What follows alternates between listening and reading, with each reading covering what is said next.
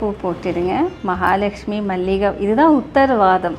நீங்கள் புதன்கிழமை சாயங்காலம் 5 மணிக்கு இந்த மாதிரி உத்தரவாதம் வாங்கிக்கணும். மகாலட்சுமி கிட்ட ஒரே ஒரு காயின் போடுங்க.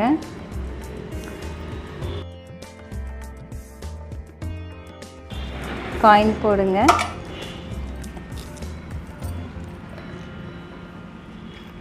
மகாலட்சுமிக்கு அந்த மஞ்சள் நீரில் இந்த மாதிரி குளிர வைக்கணும்.